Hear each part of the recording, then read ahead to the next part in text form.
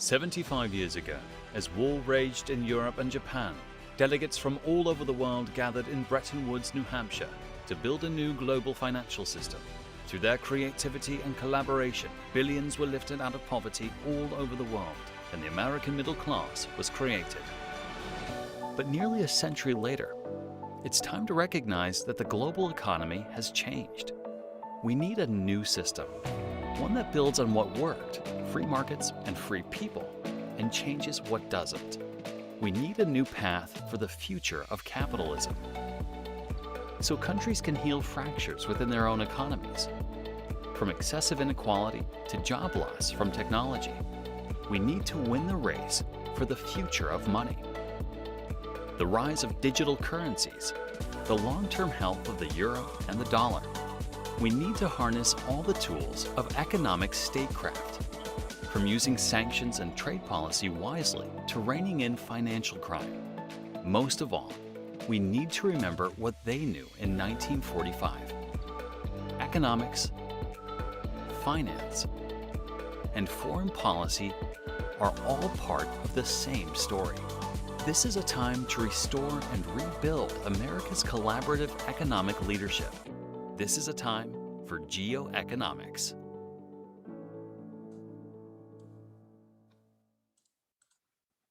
Good morning, and thanks everyone for joining us. I'm Josh Lipsky, the director of the Atlantic Council's Geoeconomics Center. It's such a pleasure to welcome everyone to our Global Economic Outlook in 2022 event. Now, there have been a few surprises since we last gathered for this session a year ago. First, few predicted a US labor market with sub 4% unemployment. Few also would have predicted inflation in the US nearing 7%, alongside the highest inflation across the advanced economies in a generation. And no one could have predicted how a ship stuck in the Suez Canal would come to symbolize and represent a broken and overloaded global supply chain system. So forecasting is complex. We all recognize that. It requires humility. Thankfully, we have two of the best in the business with us this morning to help us do it. We're very pleased to welcome Jan Hatzius, chief economist at Goldman Sachs, and Megan Greene, chief economist at the Kroll Institute and senior fellow at Harvard, to guide us through the global economic outlook in 2022. So I want to jump right in. We want to take your questions. This is going to be an interactive session. We want to have feedback and get to a lot of issues. And Jan, I want to start with you. I want to start with the US outlook. A month ago, you and GS team revised down the forecast. I wanted to know just right off the bat, is that still where you are on US GDP in 2022, about 3.4? Has anything changed in your forecast? And has some of the decline in Omicron maybe given you a bit of a different outlook in the months ahead? Great to be with you, and thanks for those questions. Look forward to the discussion also with Megan. So we made two downward revisions 4 to 6 weeks ago in relatively quick succession, on the back of two developments.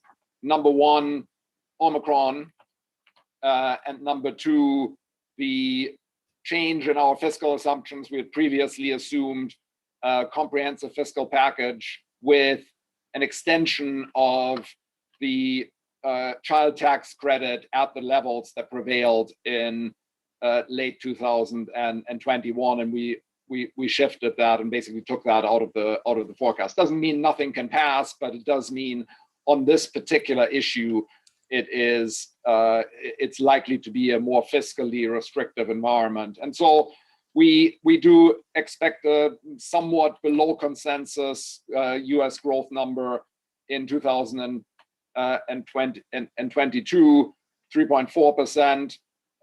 And that's a pretty sharp contrast with where we were a year ago when we did this event, when our forecast was quite sharply above consensus.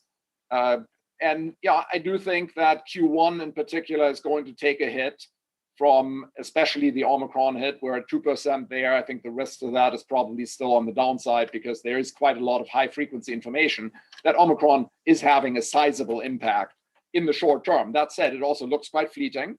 And I think, fortunately, the health consequences are much less severe, in part because of vaccination and in part because of more inherent factors. and it seems to be going down pretty quickly. So by the end of Q1, I think the hit to economic activity should be mostly behind us. Then I do think we'll see faster growth in Q2. We have 3% quarter-on-quarter annualized, but I do think it's a year in which we're only going to be growing, moderately above trend. 3.4% overstates that number actually somewhat, because on a fourth quarter to fourth quarter basis, our forecast is 2.4%, which is above trend. We think trend is about 175, but not massively.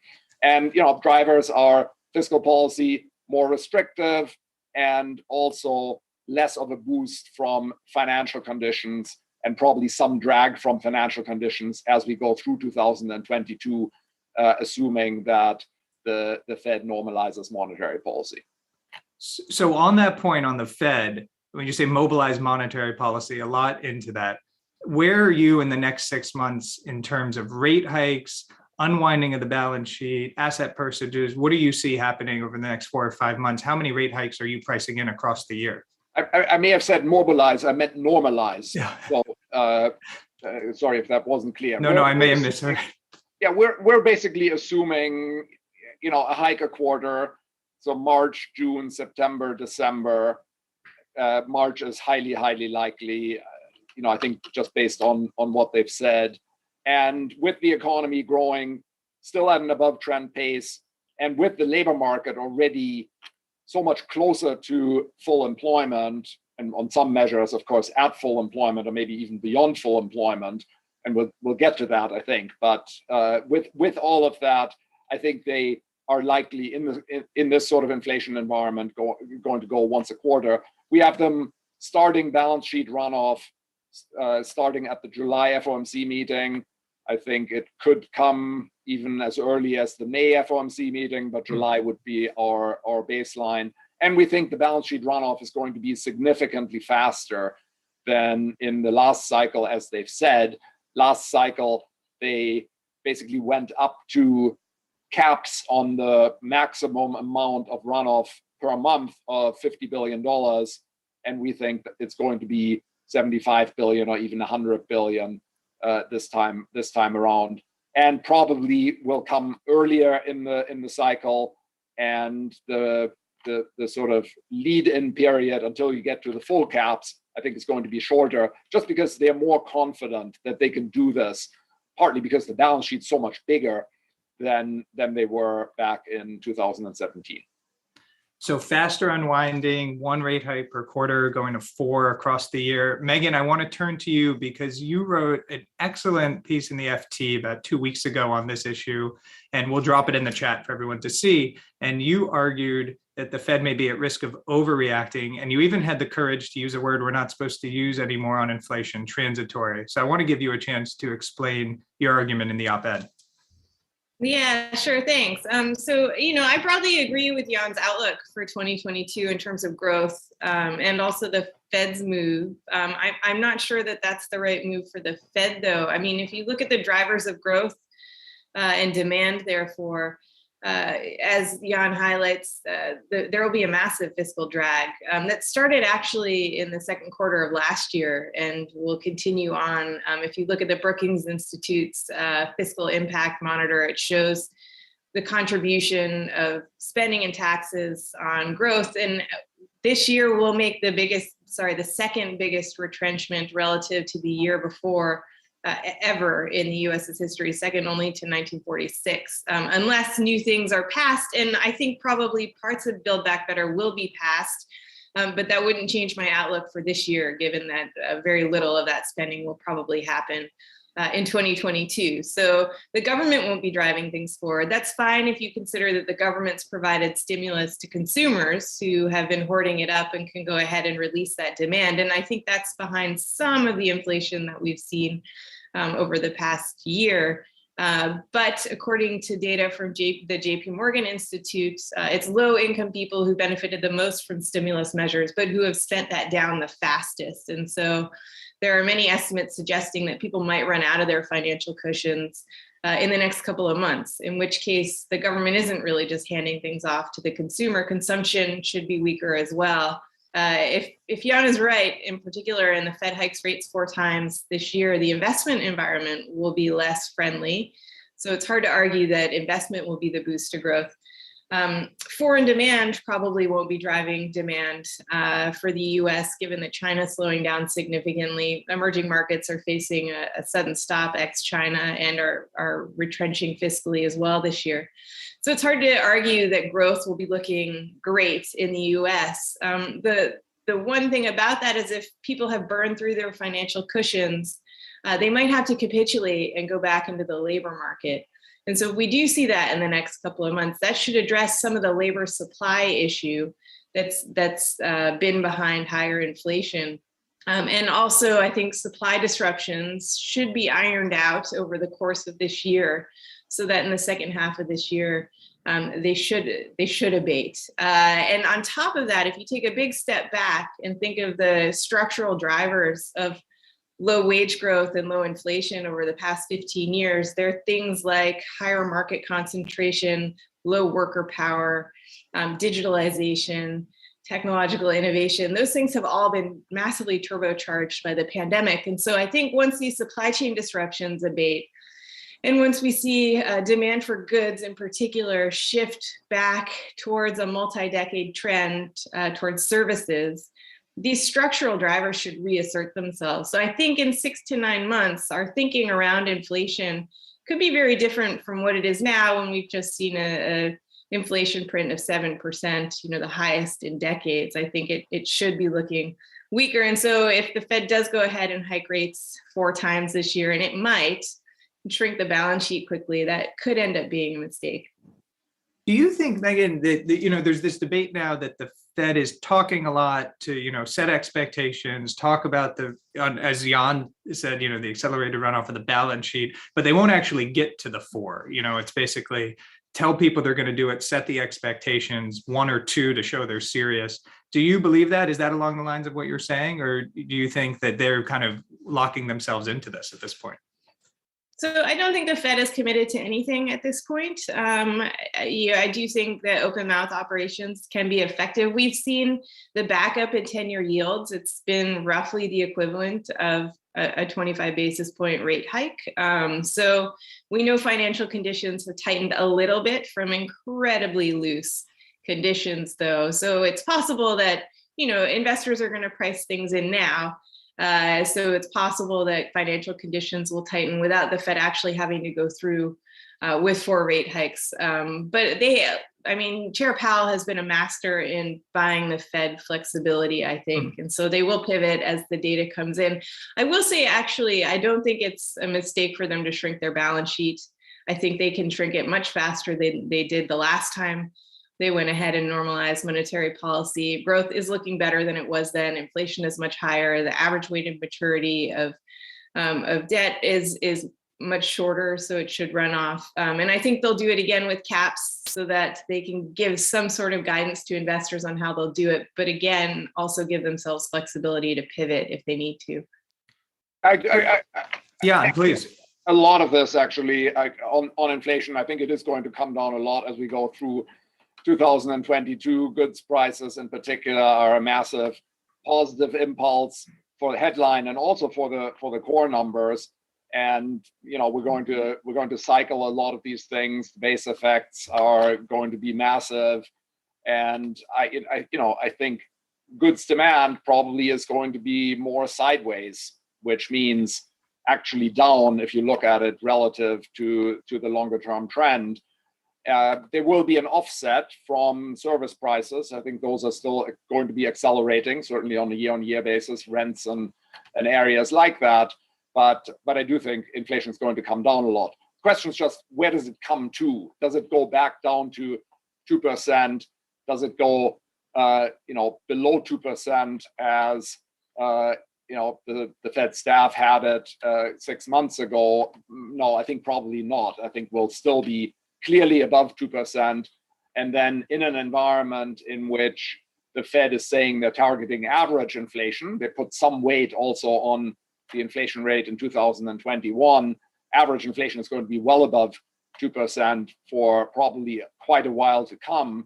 And labor market is getting to full employment. The unemployment rate's down to 3.9%. Even broader measures of labor market underutilization are improving pretty quickly.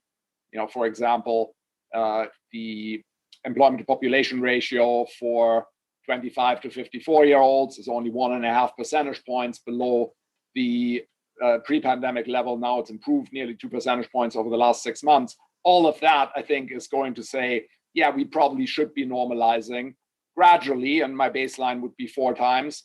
I think, of course, if you have a much bigger hiccup in growth or a much bigger market setback, they could do less than that. But I think there's a real risk also that they're going to do more. And that's, I look, for example, at the May FOMC meeting, baseline forecast, they don't do anything then. They hike in March, and then they hike in June, and then they start balance sheet runoff in July. But that might feel, maybe a little bit too much like sitting on your hands. So I could certainly imagine that you would get a faster pace as well. But I think 4 is a reasonable central case at this point.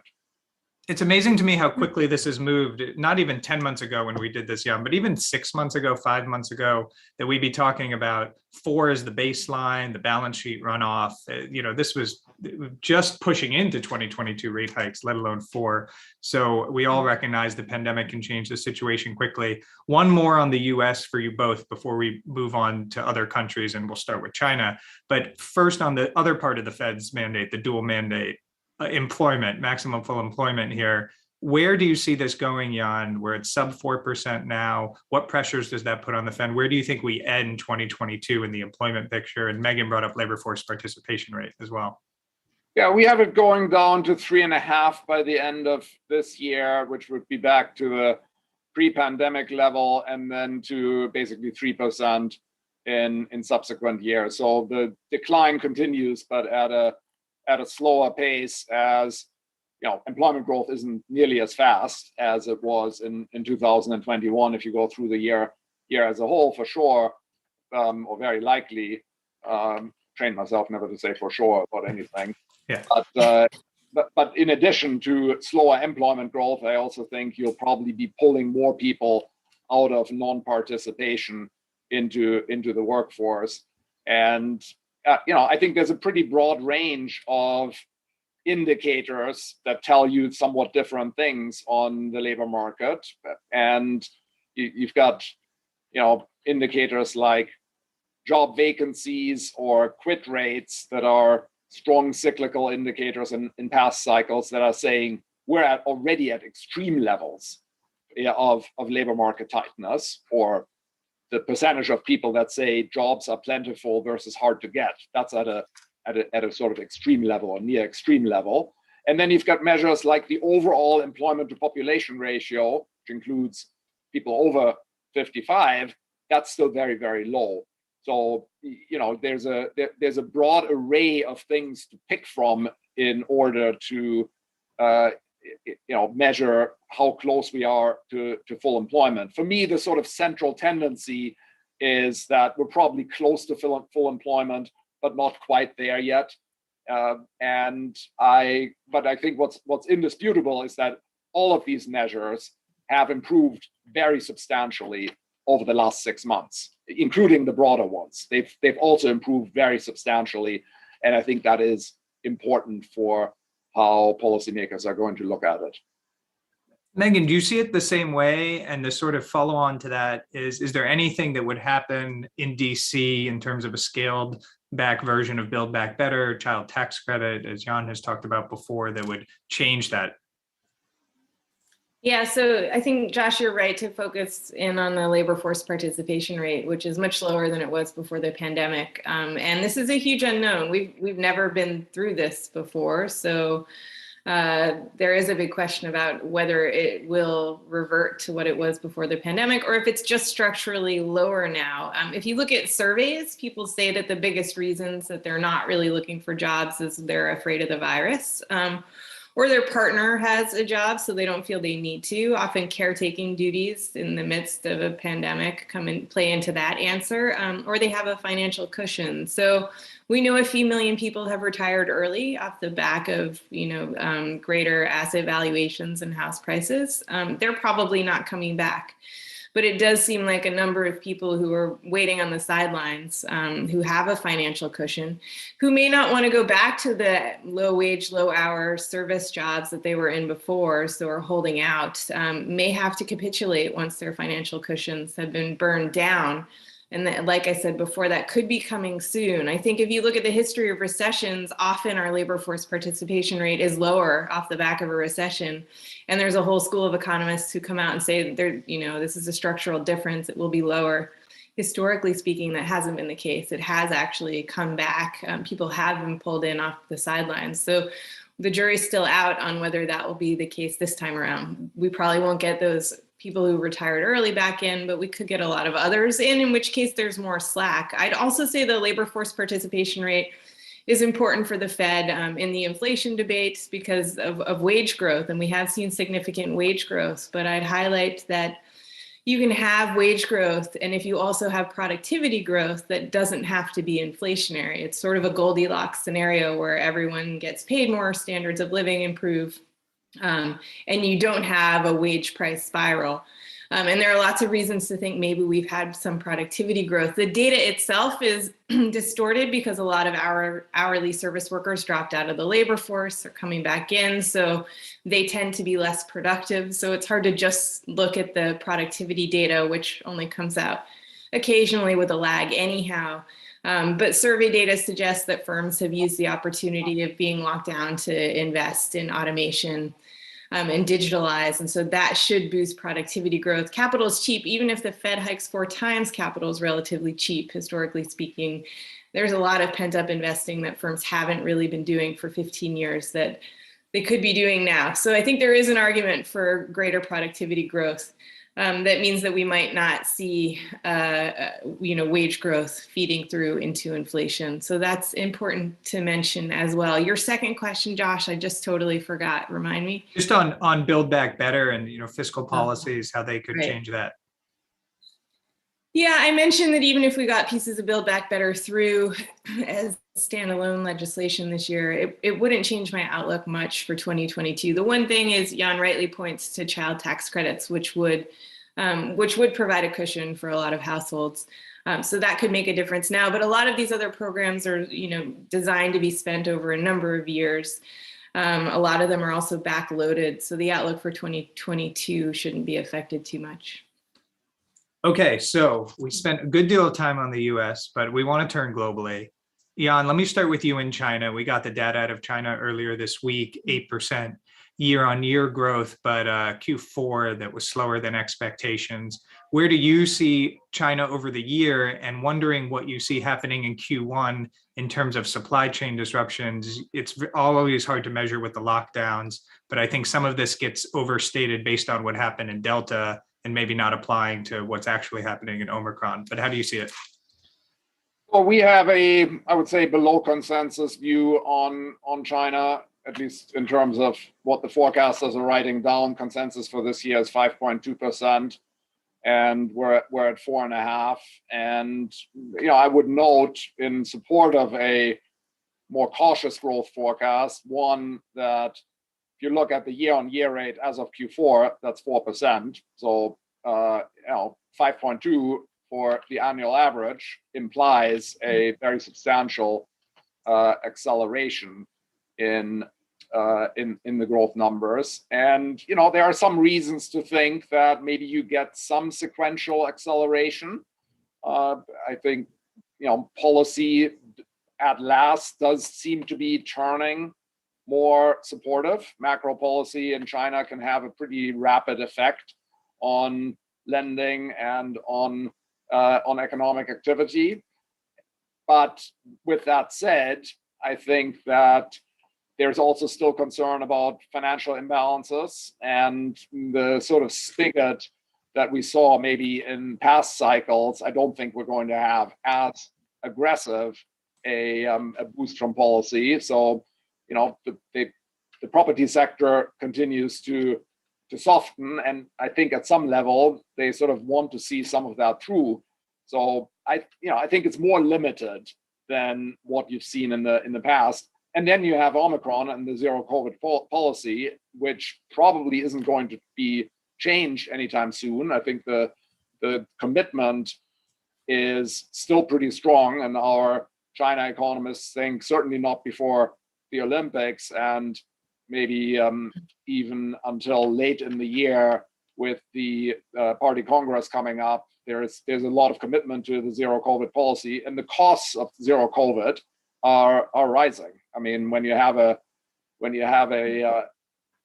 variant that is as transmissible as Omicron is, and you have a population that is, highly vaccinated, but where the vaccines don't really provide a lot of protection against infection, very little protection against infection, it's just going to be, I think, potentially quite costly. So I think, my view is the risks to our forecast, even though we're clearly below consensus, are still very much on the downside. We could certainly see, we're assuming a significant hit in Q1. We have basically zero growth on a quarter-on-quarter annualized basis in Q1, but it could be deeper, and it could also last longer than what we've built into our numbers.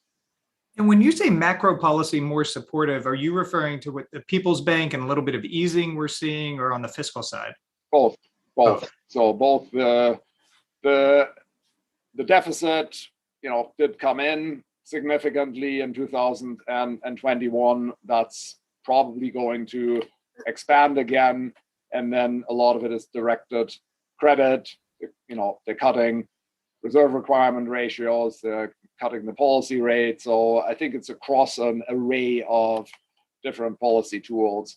And yeah, they could do significantly more. And I think that is something that one should build into one's forecast, especially if you assume a reasonable amount of downward pressure from other forces like property and especially virus developments. So Megan, on that point, on the property sector and the zero COVID policy, is this sustainable for China? Okay, one thing, through the Olympics, we're talking a few weeks away, but through the Party Congress, we're talking in the fall here. I mean, is that something that can really be done given all the other constraints and pressures on China over 8-9 months? Yeah, the zero COVID policy, I think, will prove to have been a mistake in China, but President Xi has declared it such an incredible success. I don't see him backing off of it anytime soon. And so I think we'll continue to see the kind of factory closures and lockdowns that we've already seen this year. And Jan's right, the government signaled very clearly that they're willing to provide accommodation in order to support the economy through it. So sustainable or not, I think that's what we'll see. The property sector is a different question. So I think that the challenge is choosing priorities for the Chinese government. Last year, the priorities were clearly financial stability, so taking moral hazard out of the property sector, common prosperity, and also, CO2 emissions targets. This year, it seems like actually the government's much more willing to sacrifice or forgo concentration on those 3 longer-term objectives in order to support the economy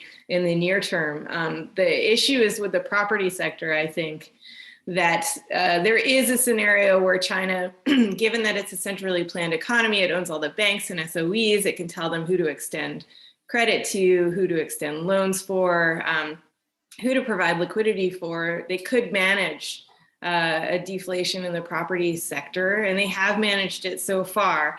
The risk is really if that gets out of hand and you start seeing defaults that could end up becoming cascading defaults. And even if it's managed, we've seen the impact on the economy. It's incredibly painful.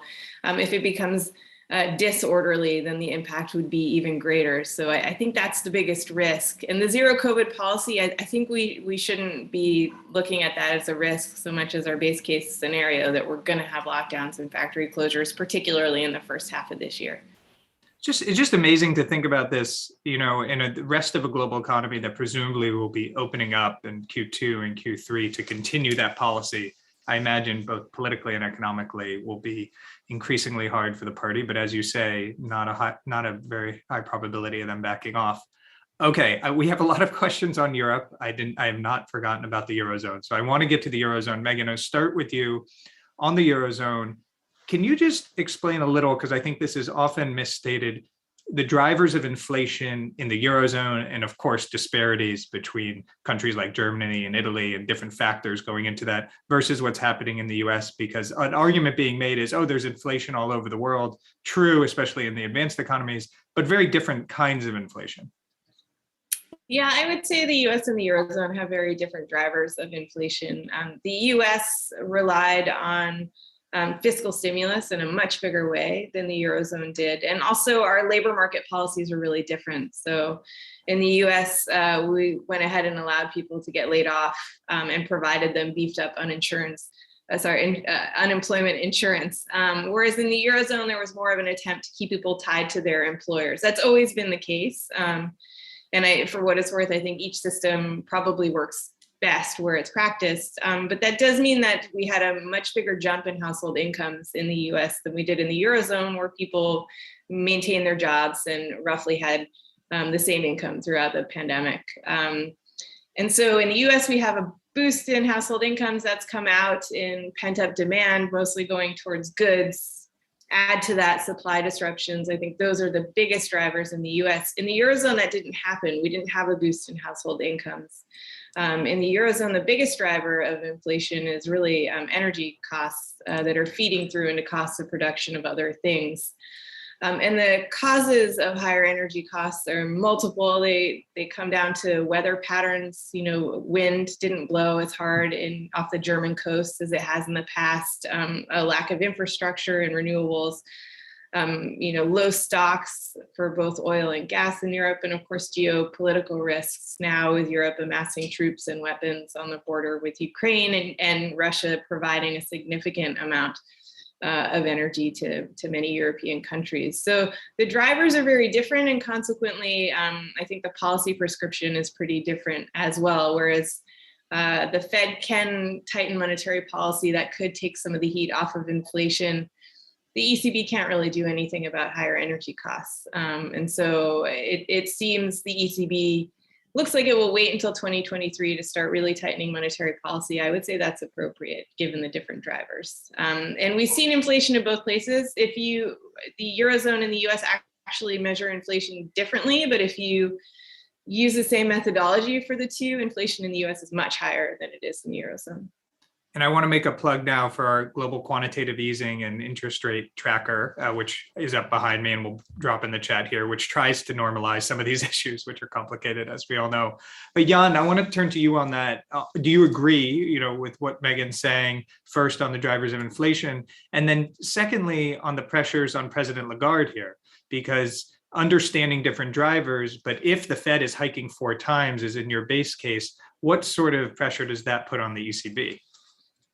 I basically agree with pretty much everything that Megan just said. I don't think there's going to be a lot of pressure on President Lagarde or the ECB from higher US rates. I mean, that's what flexible exchange rates are for, that they insulate your currency and your monetary policy from what goes on elsewhere. It basically leaves economies to their own devices and allows them to run divergent monetary policies. That's not always true in practice. If you look at DM and EM economies, even if they have flexible exchange rates, there's still going to be more concerns about that because of a less stable financial environment and policy environment. But that's not really an issue in the euro area. So my outlook is also that it will take until 2023 before the ECB starts to hike.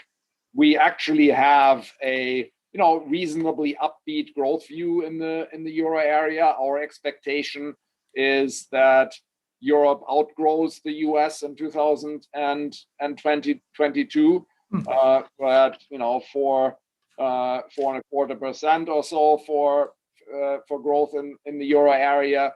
But what squares this stronger growth and at the same time more dovish inflation and monetary policy view is that they're also starting from a lower level. I mean, economic activity is further below trend. There's a bigger output gap in the euro area than in the US. And so you can run above trend for a longer period of time before it's really time to normalize monetary policy. And fiscal policy is a lot more expansionary or less restrictive. The US is seeing significant fiscal restraint after this very big boost. That's not going to be true in Europe. I mean, even with the caveats you applied, still an interesting call about, the Eurozone outgrowing the US. So we'll have you back on, as you know, in a year to assess the forecast. On any of these things. Yeah. Megan, you look like you wanted to jump in, and then we have some questions here on Russia I'm going to get to, but please. Yeah, I just wanted to say a lot. I think a lot of economists are viewing Europe as a bit of a bright spot for the first time in a very long time, in part because of what one Italian policymaker described to me as money from heaven, which is the next gen EU funds that come in the form of loans and also in the form of grants from Brussels. But I would just highlight that EU countries have a terrible track record of actually spending money they get from Brussels. So if you look at the cohesion and structural funds, on average, EU countries spend just less than half of it. Italy and Spain spend just under 40% of it. So even though they've been allocated this money and it has been earmarked towards digitalization, climate change, actually finding good projects to spend the money on and having the local administration to go ahead and spend that money is more difficult than most people assume. And the assumptions on the absorption of these funds are incredibly aggressive, way above anything that EU countries have achieved before. So I guess I'd just caution, there is this money coming in, so there is more fiscal stimulus as opposed to in the US where we're retrenching. So that should be a tailwind of growth, but I actually think they probably won't manage to spend it all. Also, in order to get the money, they have to implement structural reforms, which could be difficult in a place like Italy, for example, which is going into presidential elections. Questions about who's going to be prime minister arising off the back of that too. Yeah, looking closely at what Draghi decides on that front. So let me ask you, staying on Europe for a second, and questions we have in the chat, and trying to pull a few of these together. And really about tailwind risk in Europe, as you said, Megan. So first, let me start with Russia and potential, invasion in Ukraine, and then retaliatory actions by the West. President Biden said yesterday there would be some economic hardship for the US and Europe from those sanctions, but devastating consequences from Russia. How do you see that? What does that mean in practice? What would these sanctions actually do? How would that change your outlook for both Europe and then globally in 2022? Yeah, so I guess I'd start by highlighting that Russia is already a highly sanctioned country. And so I do think that if Russia were to invade Ukraine, we would impose more sanctions. I just am not sure what good that would do. It would certainly cause pain for the Russian economy, but I'm not sure it would change behavior. The last round didn't, so I'm not sure why we would expect this round to. And I'll say, I think that the US and Europe will stop short of kicking Russia out of SWIFT for a number of reasons. Kicking Russia out of SWIFT would just encourage Russia and other economies, for example, China, to develop their own financial plumbing. Russian banks would figure out a way around it. So it would accelerate, I think, a general move away from SWIFT. And it could possibly involve central bank digital currencies that the US probably doesn't really want to accelerate. So I think Russia could retaliate, certainly, by restricting oil and gas to Europe, where there is already a crunch. As I mentioned, it's driving inflation, but that's largely because supply is so low. So that could cause an issue for Europe. The direct implications for the US, I think, are much less, though, as we saw the last time around. So Russia will obviously feel the greatest pain. I think Europe could experience some blowback as well. The US much less so. So there's a lot to be said on central bank digital currencies we won't get to today, but folks who follow us at the council know it's a major issue for us. Jan, on that point, what Megan said, and then on energy prices, we've had a few questions. Of course, that's connected potentially. One, generally how you see energy prices, that's factoring into your forecast in Europe and elsewhere, but then what any volatility and then subsequent sanctions would do to energy prices. Well, we do have energy prices rising further, and the oil price view of our commodity strategy team is above 100, and they've had a very bullish view from a commodity price perspective for a while, and continue to have that view, in part because of continued above trend global growth, not as rapidly, but still above trend.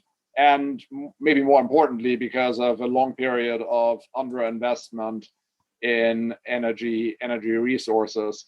So that the impact of that, obviously depends on where you are in the global economy, whether you're a producer or a net exporter or a net importer. From a growth perspective, it will keep inflation, especially headline inflation, higher than it otherwise would be. That said, the impact on inflation is going to be smaller as you go into the late part of this year than it's been recently, because again, this is the same kind of base effect and year-on-year change effect that we discussed earlier. And there are risks of spikes, I think, especially as we go through the winter. There's natural variability. Wind didn't blow in the North Sea. If you have a very cold winter, that's obviously a potential driver of higher prices. And then you have these geopolitical issues around Russia and Ukraine, and I think that's a potential upside risk as well. I mean, in terms of the economic impact of sanctions, I would agree that that's obviously significant for Russia, probably not macroeconomically significant for the rest of the world, but then there are other knock-on effects that can be significant. So, we have about 10 minutes left, and I want to talk about emerging markets a little bit. And going back to where we started, Jan, with the Fed and the rate hikes, what does this mean for central banks all over the world in EMs? Is there a risk of another taper tantrum? It seems a very different way central banks, one, approach the initial crisis in terms of easing, and now we're approaching the back end, and of course, a different inflation picture in various countries. But do you think lessons have been learned and central banks will approach this differently, or are we risking in the months ahead with 4 rate hikes another crisis? Well, other central banks in emerging markets have already, in many cases, done a large amount of tightening. I mean, in some cases, Brazil is probably the best example. They've been very, very aggressive. Markets are pricing in many of these places significant further rate increases. And the market is also priced for 4 hikes in the US. So I think that all limits, of course, Fed tightening cycles are always going to be more difficult to navigate for the emerging world. There is a difference between, say, the ECB, which isn't going to be under any pressure from Fed hikes to move, and EM central banks that are always going to be pretty focused on what the Fed does. But there's a lot priced in both in the US curve and also and a lot already that's been delivered in the EM world. So I think that is going to probably provide us with some cushion.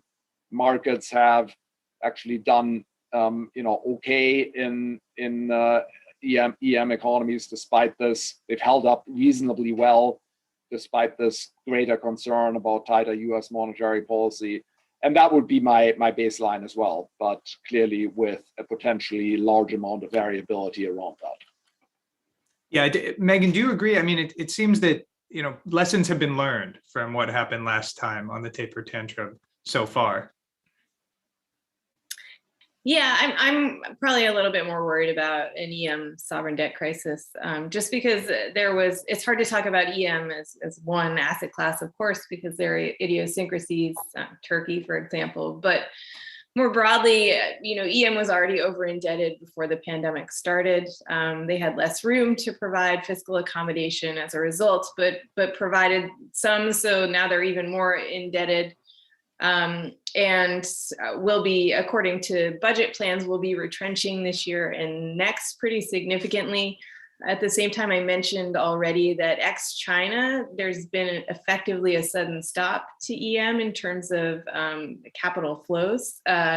Based on data from the IIF, So that makes it more challenging as the Fed hikes rates. The US dollar will probably appreciate as well. That makes it harder for some EM countries to service their dollar bonds. And so it's not just sovereign debt servicing, it's also servicing imports, which are invoiced in US dollars. It just makes it a more difficult environment for a lot of EM economies at a time when they're already retrenching.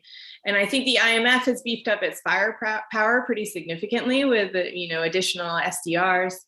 And that helps, but of course, a lot of EM and low-income countries didn't get much of that just because of the allocation of it. There's talk about recycling some of these SDRs from developed economies towards emerging markets, but it's not clear what that mechanism looks like. And the IMF has great programs for basket case countries that need a full program, full bailout with conditionality, which no country wants to sign up to. And it also has great programs for countries that have a pristine policy record and are just going through a bit of a rough patch. But a lot of these countries will fall right in between those two categories, and there's not much there in terms of lending programs for them. So I'm a little bit more worried, I think, than Jan. Maybe it's not a story for this year. It could be a story for next year that we start to see some defaults in EM and we could end up with another lost decade. Yeah, the recycling issue, and now I'm coming from my old IMF hat on, and I know there are other IMF folks on the call, is not, as you say, Megan, not quite as simple as it appears. And it could take months, if not years, to make its way to the places it needs to be, if it can even be operationalized. Okay, we have a few minutes left. I want to give you both a chance to ask a question I didn't ask last time and really should have, but Jan, I'll start with you. What is the sort of black swan event? What's the unexpected thing? If we did this last year, maybe it would have been what happened in Suez, but what are we not thinking about that's the 10%, 5% probability that keeps you up at night? Well, I think even in retrospect, the Suez, I don't know if that was necessarily a huge macroeconomic event for the global economy. So I think if I think about things that are in that category, it's still related to the virus. I mean, much more so than I think anything else. And it's not a black swan event, but a very real concern that, of course, a lot of medical experts have, that Omicron was a huge surprise, I think, in terms of how the mutations looked and how transmissible it was, but it's not as severe. That's been great news, as we've kind of confirmed that over the last several weeks, but there's no guarantee that we're not going to have another variant that's also highly transmissible and potentially more severe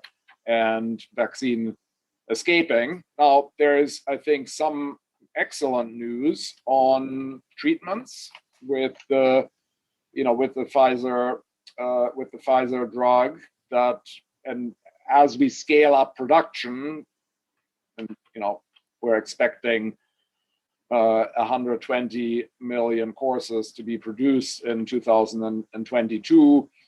I think that is going to, reduce the risk, especially to high-risk populations. But once again, it's going to take a while before you really have enough, especially outside the rich countries.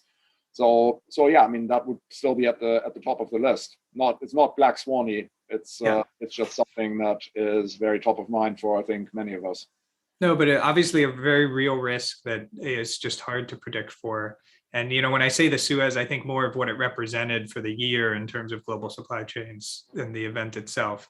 But you're right, the rise of a new variant and then equally as transmissible, but more lethal, is a scary thing for all of us to contemplate. Megan, I'll give you the last word. Yeah, I would look at the US corporate sector and remember that before the pandemic hit, we economists were trying to read the tea leaves to figure out what might cause the next downturn, not realizing it would sort of hit us in the face in the form of a pandemic. But most economists landed on over leverage in the corporate sector, which of course has been massively turbocharged by the Fed's intervention. And so, I'm not particularly worried given that cash positions are relatively healthy among corporates now. But as rates go up and as profits fall, I think there could be issues there. And of course, a lot of activity has moved out of the public markets into the private markets where we have much less transparency. So I would say, cascading defaults in the US corporate sector would be a black swan event that could really drag on growth. It's not my base case scenario, but I think it's something people aren't paying enough attention to, given how worried we all were about this before the pandemic hit. And now, of course, there's even more leverage. I think it's something to watch out for. Well, Megan, Jan, I want to thank you for the tour of the world, for taking time to do this today. And this conversation we hope to continue. And Jan, appreciate your willingness to come back and be held accountable to the forecast. And Megan, I hope I could ask the same from you going forward. Thank you both. We want to flag for everyone next week. We have an event on trade, carbon pricing, 232s, quotas. You see an invitation coming out from us for that. All through February, we're hosting a series of events on digital currency. And Megan brought that up today. So look forward to that. On a personal note, we want to thank our board members, Kostas Panagopoulos, Boyd and Gray, who are here today. We thank them. We thank everyone at the Atlantic Council. And I want to thank Ole Moore, who's Associate Director at the Atlantic Council Geoeconomic Center, who is leaving us to go back to Germany after 5 years of incredible service at the Council. Ole, we thank you. You've been an incredible part of the growth of everything we do, and we wish you good luck. Thanks, everyone, for joining us today. Thanks.